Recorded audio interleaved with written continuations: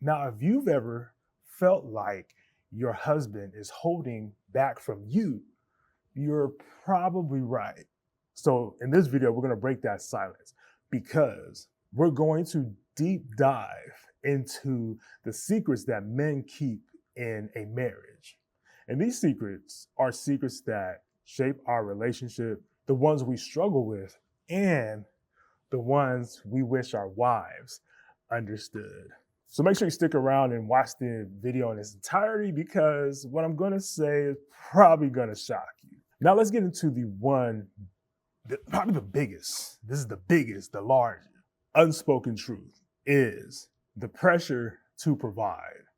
The pressure to provide as men, that is like the biggest and the largest and the most outstanding secret that we have as men, especially in our marriages. Now, even though we're in 2025, we understand that, women, y'all have your own careers. You guys, are sometimes making more money than men. And, there's not an issue where it's like the women can't work. And over time, the salary wages have been significantly increased for women, which is a huge, huge thing. Like we understand that in its entirety. But many men, we still, till this day, struggle with trying to find our worth. And many times our worth is tied into our finances. It's tied into how we can provide financially. And if we've ever feel like men as we're falling short financially, it eats us alive. Literally, we cannot sleep, we can't eat, we're too just preoccupied with the thought of we need to provide, we need to make some money, we need to make some bread. Like I've heard hella my homies and hella friends I've known, even myself, just do really dumb things. I'm gonna say like really silly and dumb things outside of our scope and outside of our belief systems or outside of what we would normally do just to make some bread, just to make some money. And many times we do it because we want to feel like a man. We want to feel as if we're able to provide. We take these odd jobs, we work these overtimes, we do all these different things because we want to make sure we're able to provide financially. And a man may not say that, especially in the marriage, but it is true. It is true that men, we have this provider pressure, and the provider pressure comes from making sure that we have the finances and the financial stability to make sure that we are providing. Most men won't say these three things. The first thing a man will not say openly, especially when it comes to provider pressure, is, I'm worried about money. A man typically will not open up about that, saying, I'm worried about money, especially to their wife, especially to their partner. They're not going to say, I am worried about money.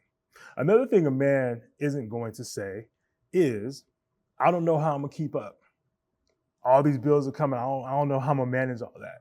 And then another secret a man is not going to openly say is, I am failing. A man's not openly going to say, hey, I am failing, especially when it comes to finances. Now, when these things go unsaid, they go unaddressed, meaning that men, we tend to internalize. It is literally our worst nightmare. So when these things go unsaid, what we typically do is we internalize it. We literally internalize all these thoughts and we carry this weight alone because we do not want to stress out our wives. We do not want to put that burden on our wives. We don't want to feel as if our wives need to step up or whatever it may be financially, because we want to make sure that we carry all this. Like this is our job to do. Like we're so attached to it so much that we're not going to let anybody else help us, even if it is the woman that you made a lifetime commitment with. Now, the problem is this silence of not talking about it, it gets interpreted as emotional distance. A man's typically, when they're thinking about these things and thinking about the provider pressure, they're not, it's very hard to really engage emotionally, romantically with their wives or with the kids or whoever it may be, because a man's so preoccupied with, oh, how am I going to get it? How am I going to pay the bills? How am I going to do X, Y, and Z when I don't have any money? Now, here is some insight and a tip I'm going to give y'all right now, ladies. Ladies, it is helpful. It can be helpful, I would say, for you to appreciate your husband beyond his paycheck. A simple thank you for your hard work. Thank you for your appreciation. Thank you for your efforts. Thank you for just making the sacrifices. Thank you for just putting in all that time and energy into trying to make something shake and essentially trying to make sure we're taken care of. This can relieve us of a lot of stress because being that lone ranger and trying to figure things out, and us hearing that is like, okay, well, yeah, I'm being appreciated. But if a man's hearing, that unappreciation, that that constant, like, I'm gonna use the word nagging or complaining, or hey, like, why can't we buy this, or even just let's buy this, or let's do this, or let's go on this vacation. The man's like in his head, like, I'm trying to figure out how we gonna pay the rent and the mortgage and all that sort of stuff next month. It's helpful, ladies, just to take a step back, recognize what he is doing as a husband, and to just appreciate him. Just appreciate his efforts and what he's trying to do. Again, I always say there may be tough times for a man, but a man isn't defined by his paycheck. And money comes and money goes. There's a lot of things that a man can provide outside of finances, which is physical, emotional, and spiritual support. Now, fellas, I want you to drop a fire emoji if this resonated with you, if just being appreciated is helpful for you to continue to move forward. I want to hear if that resonated with some of the fellas, because I know for me, when my wife tells me these things, like, I appreciate you and I love you and I see all the effort you're putting in, it puts fuel in my tank. Like, I literally feel like I can keep going after even hearing those words from her. The other thing in the marriage is that a lot of women fail to understand is men, we process emotions differently. We're different when it comes to identifying where our emotions look like. And, women tend to be like, oh, well, my man's not that sensitive, or my man's not that open, or my husband, he's not, he doesn't get it and he doesn't understand. Yeah, because a lot of men, we're not intentionally wired to have that emotional capacity. Not saying we shouldn't, and a man should not learn, but naturally, that's not how we always were raised. That's not how we were taught. We weren't taught based on identifying what our emotions. Like, that's not a thing that we grew up doing. From a young man, there's a lot of time men, we hear a couple things like, man up, don't cry, be strong. There's no time for tears. You need to just get up, dust yourself off.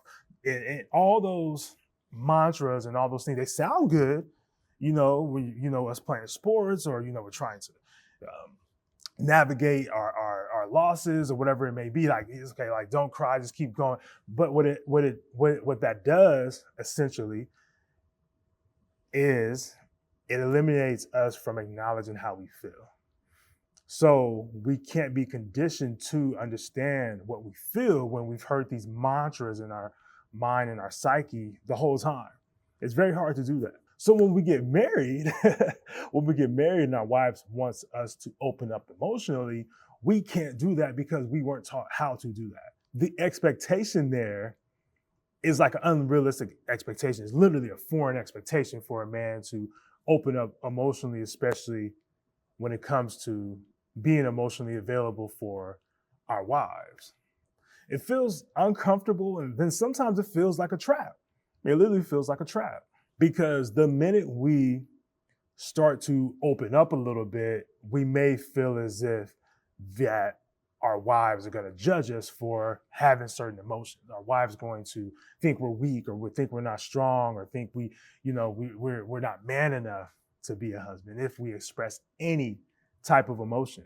So, ladies, here's a couple things that can help you when it comes down to making sure that your husband is able to feel comfortable in building some emotional intelligence and opening up with you. The first thing is create a safe space for him. You have to create a safe space for him that's not fixated in judgment, ridicule. It's just listening. It's just listening, just being an ear. Sometimes we may not ask for feedback. We just want somebody to just hear us out. We sometimes crave that, like, we don't feel like we have anybody to talk to. So just creating that safe space and that opportunity can be super helpful. The other thing is understanding silence doesn't necessarily mean he's mad at you, or he he doesn't want to talk to you. Many times, men, we're just still processing what's going on. We're just still trying to understand. We're silent because we're trying to figure out what's what. It's not like we hate you, we don't love you, we don't want to be with you or just have a conversation. We're literally, it takes us a while to think about it, process, okay, what's going on, or how do I feel, or what am I thinking, or what are my thoughts, or am I angry? Like, there's a lot of thoughts that we have. So our silence doesn't mean that we don't care.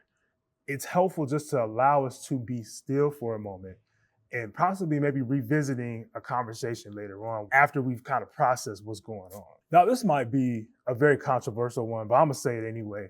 Men, we crave respect more than love. And this is one of the secrets that we don't say, because sometimes we say I'm demanding respect, it comes off as aggressive.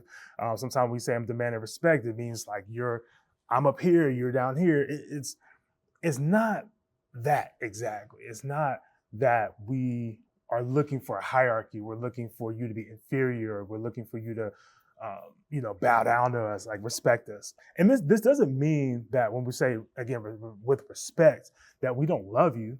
That's not it at all. Like we 100% love you to death. We love you to death. It just means that most men, to show respect is love. To show a man respect is love. To show that you respect the man. Some men take that as love. So what that looks like is feeling like our opinions matter, feeling as if we're valued in that space, not being belittled or judged about things that we may say. And this is another one. Being able to trust him to lead. I can see y'all through the camera. I can see you through the camera already. But trusting him that he can lead. And instead of second guessing him all the time. If you've married a man and you second guessed that he can be a leader, this is probably for the folks that aren't married, that's probably possibly watching this. Make sure that if you're getting into a marriage, especially women, that you can trust him to lead. You can trust him to lead your family, trust him to lead you.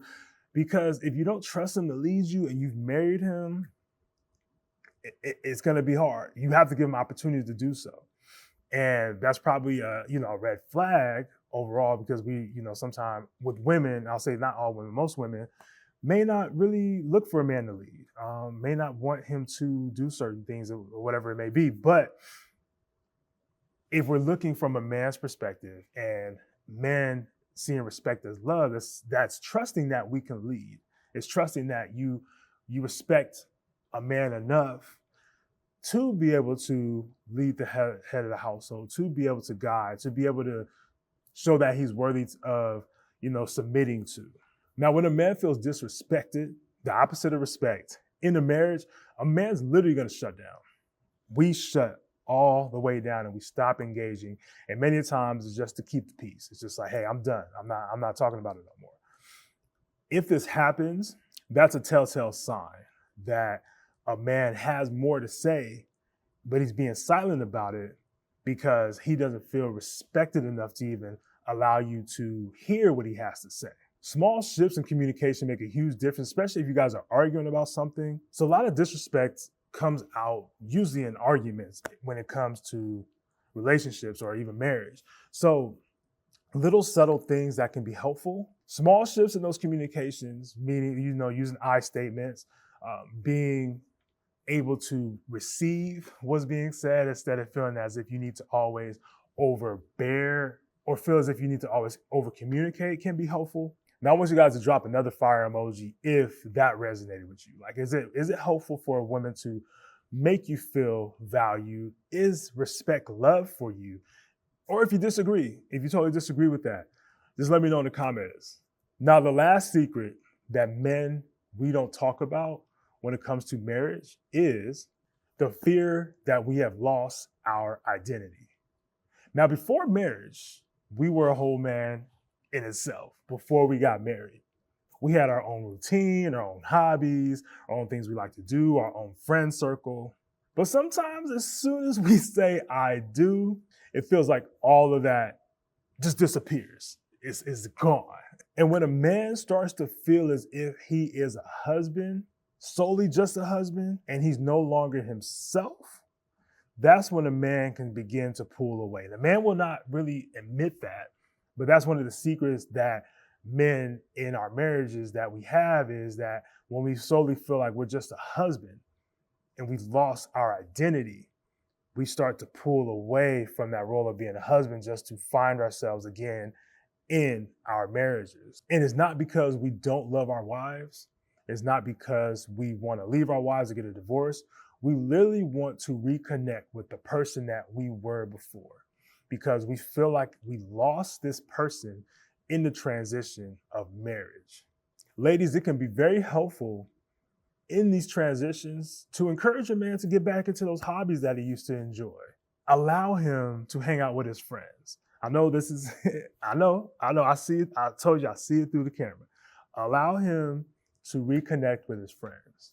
But consider this.